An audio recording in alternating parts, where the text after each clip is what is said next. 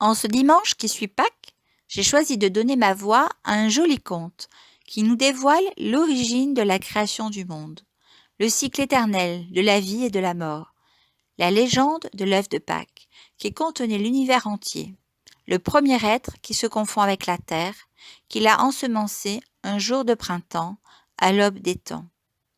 Fermez les yeux et imaginez ce monde se dessiner tel une toile de maître, se recouvrir des merveilles qui en font toute la beauté et transforment les regards qui savent la contempler.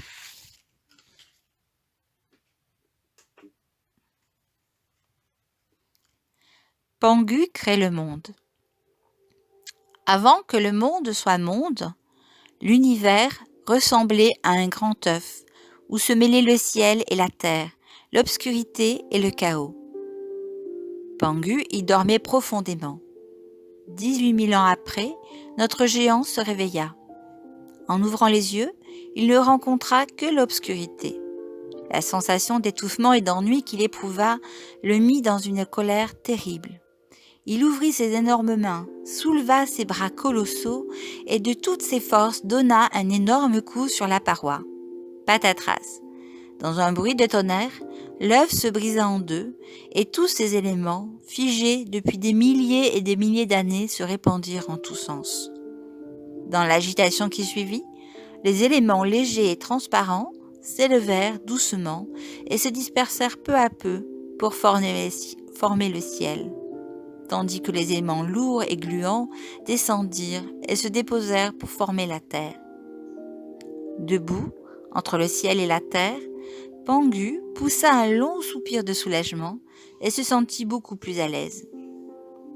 Le ciel et la terre étaient séparés, mais craignant qu'ils ne se réunissent à nouveau, Pangu leva les bras pour soutenir le ciel qui lui pesait sur la tête. Le ciel et la terre grandirent à raison de 3 mètres par jour, au même rythme que Pangu. 18 000 ans s'écoulèrent encore, le ciel était déjà très haut, la terre très épaisse, et la taille de Pangu atteignait quelques 45 000 kilomètres. Grâce à la force prodigieuse de Pangu, le ciel et la terre avaient été créés et les efforts qu'il avait consacrés à séparer le ciel de la terre éliminaient tout risque de les voir à nouveau se réunir. L'aspect obscur et chaotique de l'univers n'était plus qu'un lointain souvenir. Hélas, épuisé par ses travaux de création, notre géant finit par mourir de fatigue. Pangu espérait créer, après la séparation du ciel et de la terre, un monde rayonnant et magnifique, éclairé par le soleil et la lune, surmonté de montagnes habitées par des hommes et d'autres êtres vivants. Mais il s'éteignit sans pouvoir achever cette œuvre grandiose. Or, il advint qu'à la mort du génie créateur, son corps se métamorphosa entièrement. Son souffle se transforma en brise printanière, donnant vie aux êtres vivants, en nuages et en brumes suspendus dans le ciel, et sa voix se changea en tonnerre, secouant le ciel et la terre.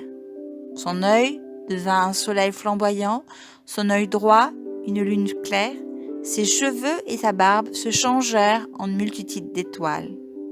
Ses 4 membres et son corps devinrent 5 hautes montagnes, s'élevant jusque dans les nuages et s'étendant à l'est, au sud, à l'ouest et au nord de la terre. Son sang se transforma en fleuve et en rivière impétueux, et ses veines en routes donnant dans toutes les directions. Ses muscles devinrent des champs fertiles, ses dents, ses os et sa moelle se cristallisèrent en perles et en jade et en minéraux précieux. Les poils de sa peau se métamorphosèrent en prairies et en forêts, tapissant toute la terre, et sa sueur tomba en rosée et en pluie, arrosant la végétation. Un monde splendide et merveilleux fut ainsi créé, grâce à la force prodigieuse et à l'esprit d'abnégation du géant Pangu. Quant à l'humanité, on dit qu'elle serait née de l'âme du géant après sa mort.